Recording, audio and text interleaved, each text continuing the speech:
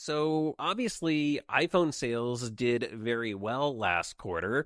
And one of the things that we've been talking about is whether or not Apple's having to cut back on iPhone shipments. We've heard them cutting possibly back on iPhone SE shipments because it wasn't doing that well. But then last week, we also, if you remember, heard from Loop Capital saying that Apple was cutting back on iPhone build numbers for the iPhone 13, that they were going to crank them down for 2022. Now, DigiTimes at the same time was not having any of it. They claimed that there were no signs of Apple slowing down. And this week, as a matter of fact, they backed that up, claiming that Apple is actually expanding its iPhone 13 production for the second quarter of 2022. So iPhone 13 sales looking like they're probably continuing to be strong.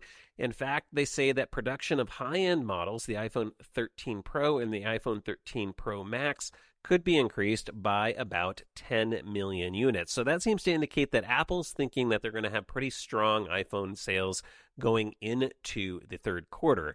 Apple also has reportedly stepped up iPhone 13 production in India. A report claims that iPhone production grew by 50% year over year in the first quarter of 2022 in India.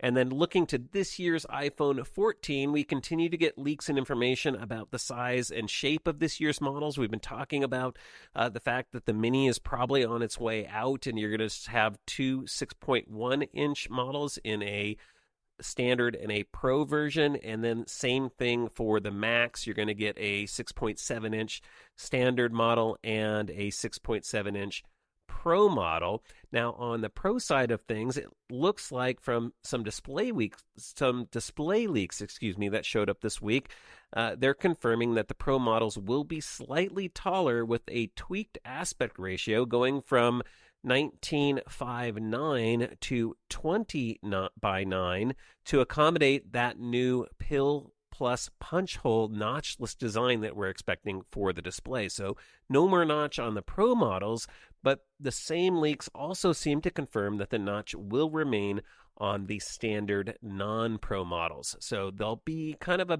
big design differentiator this year between the non-Pro and the Pro models. So it'll be interesting to see if that drives more sales on the Pro side of things. It'll really kind of tell the tale of, have people really accepted the notch at this point, or are they willing to pay a little bit more to get rid of that notch? Of course, other features could factor in there as well, especially camera systems and those sorts of things. So we'll have to wait and see what is completely announced, but it'll be an interesting year with some, again, design changes on the Pro side.